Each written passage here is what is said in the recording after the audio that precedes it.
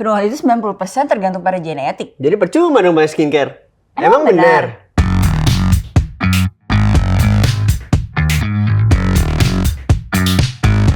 Jadi genetik itu cuma nyumbang 10-40% dari penuaan kulit. Nah sisanya 60-90% itu tergantung lifestyle dan kebiasaan lo. Paparan UV, merokok, stres punya dampak terukur dan signifikan buat penuaan. Orang dengan genetik yang sama bisa terlihat 11 tahun lebih tua karena lifestyle. Lo tuh sebenarnya punya kontrol yang jauh lebih besar dari yang lo kira. Menurut penelitian, paparan UV 10 jam lebih per minggu bisa buat kamu lebih tua 11 tahun.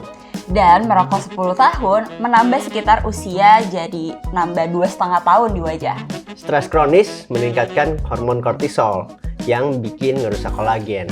So, yang nentuin bagaimana kamu menua adalah pilihan gaya hidup kamu, bukan soal DNA. Jadi penuaan 90% tergantung pada genetik itu mitos. Retinol aja gak ngaruh buat bikin kita awet muda. Emang benar? Jadi retinol itu butuh pH 6-7 buat stabil dan bekerja dengan efektif di kulit kita. Dan retinol ini bisa rusak karena pH-nya yang salah. Dan retinol yang rusak hasilnya bakalan nol. Banyak produk yang mengandung retinol tapi nggak pakai buffer yang tepat. Side notes, buffer itu adalah larutan yang mampu mempertahankan nilai pH dengan stabil. Jadi formulasi ini bakalan yang nentuin apakah retinol ini sampai ke kulit atau malah rusak doang di permukaan. Ya, retinol harus dikonversi jadi retinoic acid di kulit untuk bisa bekerja. Jadi tanpa pH dan formulasi yang tepat, konversi ini tuh gak bakalan terjadian. Dan kalau formulasinya nggak tepat juga, efektivitas retinol tuh bisa berkurang sampai 90% dalam beberapa minggu. Faktanya, retinol itu nggak ngaruh buat bikin kita awet muda tanpa formulasi yang tepat. Yang penting, pilih produk dengan formulasi yang tepat, bukan cuma yang ada tulisan retinolnya doang di kemasan. So, retinol aja nggak ngaruh buat bikin kita awet muda itu fakta. Pakai perawatan anti-aging? Baru mulai pas udah ada kerutan. Emang benar? Jadi penuaan tuh dimulai dari usia 20-an, tapi nggak kelihatan aja sama kasat mata. Jadi produksi kolagen itu turun 1% per tahun ya sejak usia 25 tahun. Kerusakan akibat paparan sinar UV dan stres mulai terjadi tuh dan terakumulasi sejak dini. Tindakan prevention atau pencegahan jauh lebih mudah dan murah daripada correction. Jadi, ini adalah timeline aging yang sebenarnya. Pertama, usia 20-an. Di usia ini, tingkat kolagen tuh masih optimal, tapi micro damage udah mulai terjadi nih.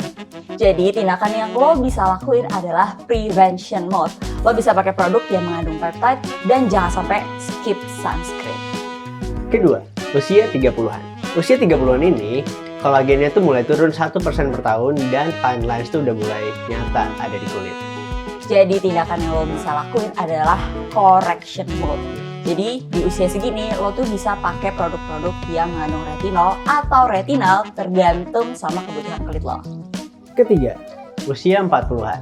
Usia 40-an ini biasanya udah terlihat tuh adanya kerutan yang dalam dan sudah terjadinya volume loss. Dan tindakan yang lo bisa lakuin adalah intensive correction. Di usia segini lo bisa pakai produk yang mengandung retinal atau ngelakuin professional treatments jika dibutuhkan. Anti-aging itu bukan soal memperbaiki kerutan, tapi lebih baik melakukan pencegahan dari sejak dini. So, perawatan anti-aging baru dimulai pas ada kerutan itu mitos! Jangan stres terus. Nanti cepet tua loh. Emang benar?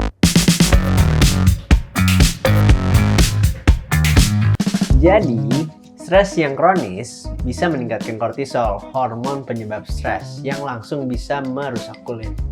Nah, kortisol ini bisa aktifin enzim yang bisa menurunkan produksi kolagen pada kulit. Jadi rumusnya gini, stres dapat meningkatkan hormon kortisol. Terus ada enzim di kulit yang jadi aktif. Akhirnya kolagen rusak dan kulit jadi meradang. Jadi itulah kenapa stres bisa bikin kita jadi cepet tua. So, stres bikin kita cepet tua itu fakta. So that's it. Next, kita bahas apa lagi ya? Kalau misalnya lo punya mitos-mitos lain tentang kulit, langsung aja tulis di kolom komentar ya. So, jangan lupa Like, comment, subscribe.